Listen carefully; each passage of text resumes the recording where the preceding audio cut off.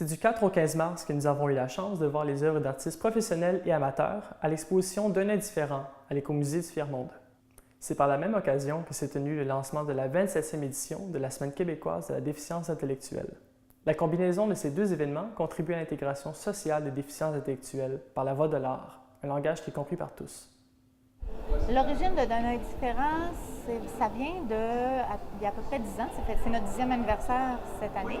Et ça vient des ateliers, finalement, les ateliers où les gens qui ont une déficience intellectuelle produisaient des œuvres. C'était des ateliers où ils venaient apprendre des comportements, ils venaient apprendre des habiletés pour devenir des travailleurs.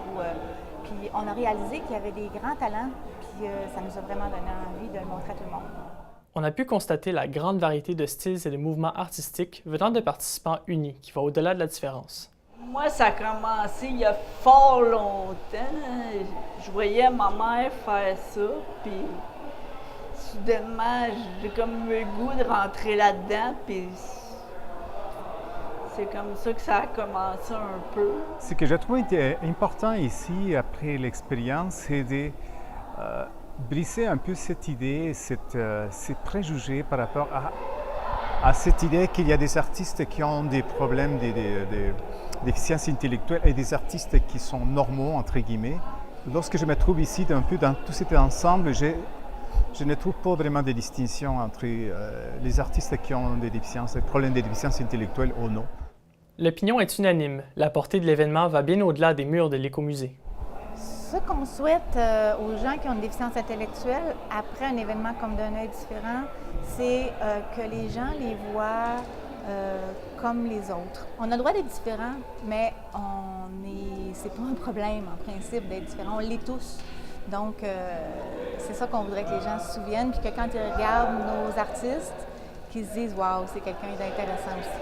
Moi, c'est une des choses que je trouve c'est important pour moi, c'est de comprendre comment les autres artistes font la création.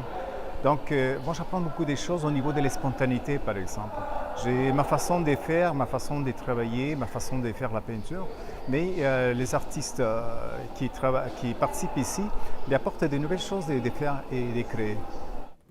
Pour illustrer l'objectif de façon encore plus physique, les artistes sont invités à la création d'une œuvre collective. Pendant toute l'année, ils travaillent fort, ils font des œuvres, ils apprennent des techniques, puis ils apprennent à devenir un artiste.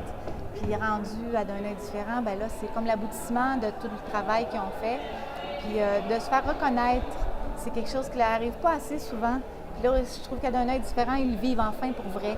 Fait que ça leur fait vraiment beaucoup de bien. À chaque année, quand j'expose, le monde voit mes toiles que je fais, le monde sont contents de me parler. Puis de plus en plus que j'ai des félicitations, de plus en plus que ça me donne le goût de continuer, de ne pas lâcher aussi.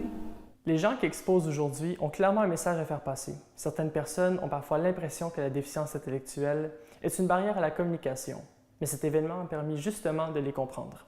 Tout le monde peut être artiste. L'événement reprendra place comme à chaque année et on peut souhaiter que davantage de visibilité pour permettre l'intégration souhaitée des déficiences intellectuelles.